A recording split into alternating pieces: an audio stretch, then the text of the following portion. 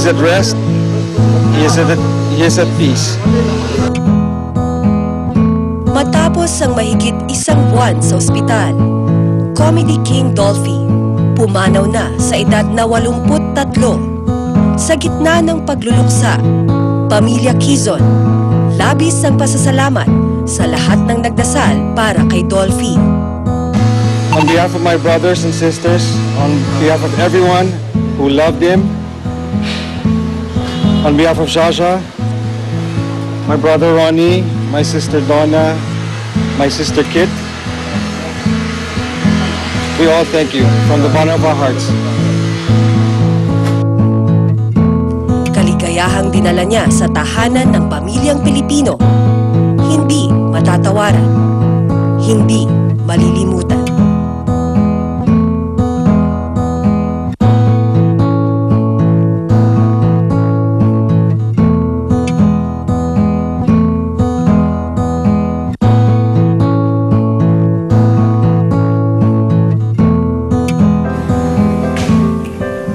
Kasama niyo pa rin ang GMA News sa pagtutok sa pinakasariwang balita kaugnay ng pagpanaw ni Comedy King Dolphy. Ako naman Arnold Clavio. Sabay-sabay po nating balikan ang buhay ng hari ng komedya at ang pamana niyang saya sa ating lahat. Ako po si Connie Sison. At live mula rito sa The Heritage Park sa Taguig, ako po si Rhea Santos. At ako naman po, si Ivan Mayrina. Mga kapuso, pasado alas 12 ng madaling araw, ay dumating po ang labi ni Comedy King Dolphy dito po sa The Heritage Park sa Taguig.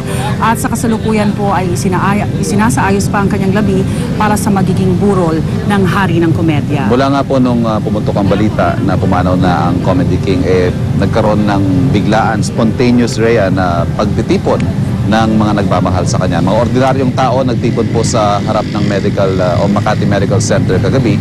At ngayon naman dito sa Heritage Park, may mga nakikita din tayong mga ordinary people, na pumupunta dito, nakikibalita kung anong detalye ng kanyang burol. Lahat nakikiramay sa Pamilya Quezon dahil para lahat tayo rin namatayan ng kamag-anak sa pagpanaw ni Dolphy.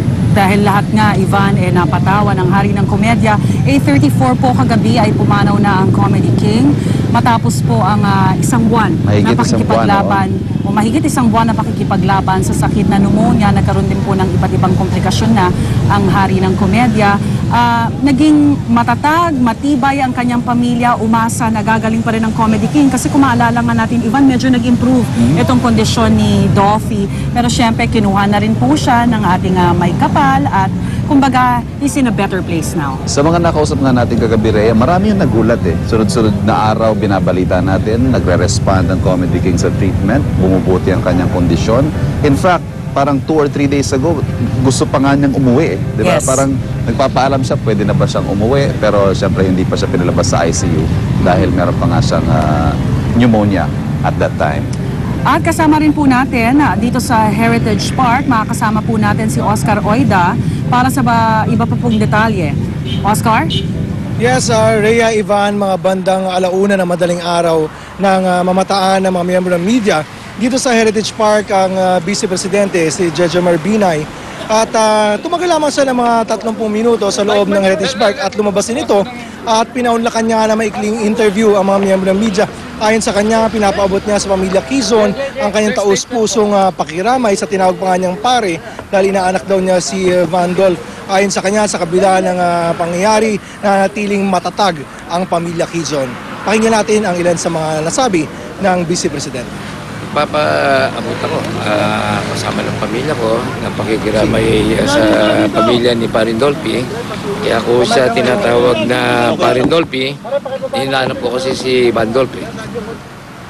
Okay, matapos ng short interview na pinaunlak nga ni Vice President Binay, ay agad din itong umalis at mga panahon din yon ng mamataan natin o magsulputan dito ang ilan nga sa mga tagahanga ng Comedy King na una nang nagpunta dito sa may Heritage Park sa pag-asa nga na masisilayan nila ang mga labi ng Comedy King. Pero sa kabila nito, bigo sila dahil mula kagabi hanggang ngayon ay nanatiling mahigpit ang pagbabantay dito sa dalawang gate ng Heritage Park at wala nakakapasok na mga tagahanga maging mga miyembro ng media. Dito natin nakilala si Emily De La Cruz, gaya na sabi natin kanina, isa siya sa mga unang nakapunta dito sa Heritage Park para nga magbigay pugay sa yumaong Comedy King. Ako pa mga kapitbahay ko, ay kung sige punta tayo ng Makati Med. Pagdating ho namin ng Makati Med, ay umulan natigil kami. Tapos tuloy kami Makati Med, di na ho namin naabutan. Wala na po doon si Tito Dolphy. Dito na daw. Kaya sumakay uli ako ng taxi, dito na kami dumiretso. Inunahan ko na ho, para mauna ako sa pila. Okay, hanggang sa mga sandaling ito, Rhea, Ivan, ay wala pa rin tayo nakukuha ng anumang impormasyon kung anong oras ba magiging bukas sa publiko itong burol ng Comedy King. Sa mga sandaling ito, at least dito sa kanilalagyan natin, ay nanatiling mahigpit ang pagmamantay sa naturang sementeryo. Rhea? Alright, maraming salamat, Oscar Oida. At anuman pong karagdagang detalye tungkol sa burol ng Comedy King, amin pong ihahatid sa inyo pag nakuha na po namin. Samantala, balik muna tayo sa studio kasama si Igan at si Connie. Maraming salamat, Rhea, Ivan. Mga kapuso, narito po naging pahayag ni Eric Quezon kagabihan hinggil sa pagpanaw ng kanyang amang si Dolphy. My father, Dolphy, left at 8:34 p.m. following a cardiac arrest. He lived a full life. He's at rest. He is at peace. He knew as he was going how much the country loved him. He knew how everyone was praying for him, and if he could, he would have stayed.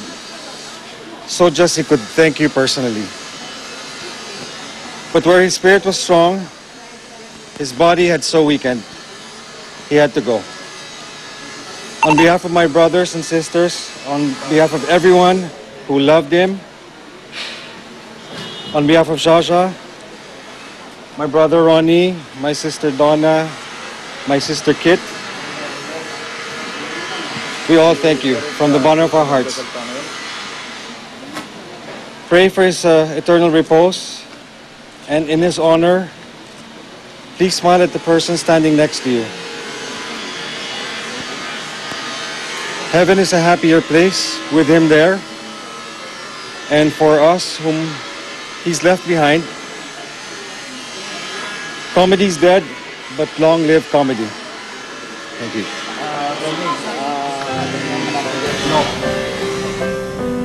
Labis nga po ang lungkot ng mga tagahanga ni Comedy King Dolphy sa kanyang pagpanaw.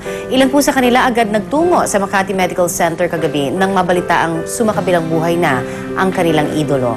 Narito ang report ni Victoria Tulad. Alas 8:34 kagabi, sumakabilang buhay ang nag-iisang hari ng komedya na si Dolphy o si Rodolfo Vera Quezon Sr. sa tunay na buhay. Ang mga mahal sa buhay at kaibigan ng Comedy King, hindi matago ang bighating nararamdaman. Ang kanyang mga tagahanga, agad dumagsa sa Makati Medical Center para makibalita, makiramay at magpaalam. Si Mike dumiretso raw sa ospital kasama ang mga anak para alayin ng bulaklak ang idolo. Medyo malungkot, siyempre. Dahil wala na yung hari ng komedyante natin. Nakakatawa yung mga kapalabas niya Nakakawala ng problema. Nakaantabay din ang mga miyembro ng media sa labas ng ospital. Pasado alas 9 ng gabi, naglabas ng medical bulletin ng MMC at sinabing pumanaw si Dolphy matapos magkaroon ng multiple organ failure dahil sa mga komplikasyong dulot ng pneumonia, chronic obstructive pulmonary disease o COPD at acute renal failure. Bandang alas 10:30 ng gabi naman, namataan ng itim na karo at pick-up ng Heritage Park sa gilid ng ospital. Ayon sa mga nakasaksi, pumasok ang mga tauhan ng Heritage Park sa ospital kasama ang magtsuhi na sina Epi at Boy 2 Quezon. Inabutan na ng GMA News ang karo na may lamang kabaong. Mag-alas 2:30 ng madaling araw, ilang minuto matapos sumarap sa media ang anak ni Dolphy na si Eric Quezon, umalis na ang karo at pick-up sa Makati Medical Center.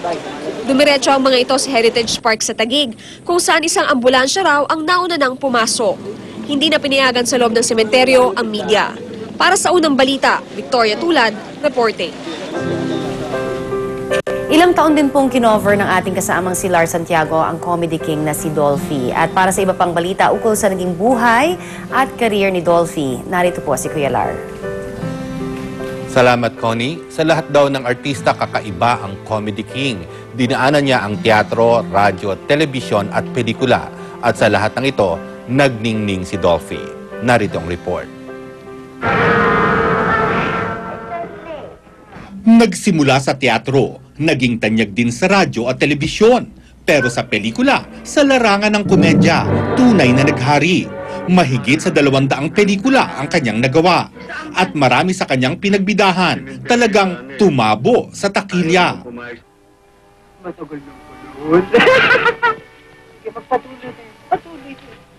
Ang dating extra, unti-unting umangat dahil sa galing sa pagpapatawa.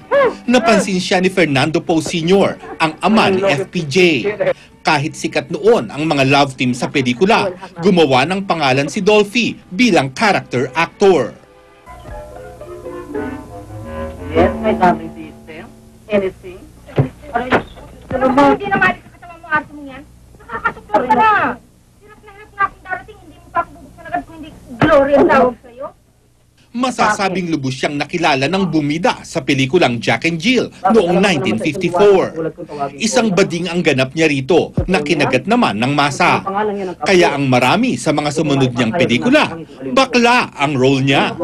Sige ka, sinumbog kita ka, daddy. Sino ang daddy yung tinatawag? Halika rito. Ito nga, daddy, sinasaktan ng puting marikito. Nakuha rin ni Dolphy ang role na sinasabing inaasam-asam ng mga babaeng artista. Naisubo na niya ang bato. At naging si Darna Puno noong 1979. Papa! Daddy!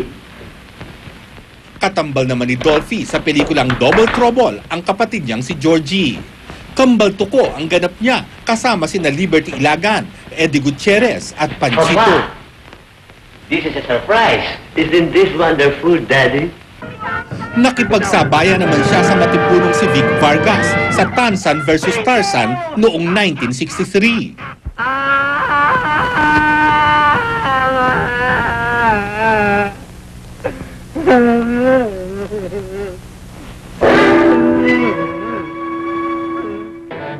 Sa Beatnik na inilabas noong 1960, ipinakita ni Dolphy ang husay niya sa pagsasayaw.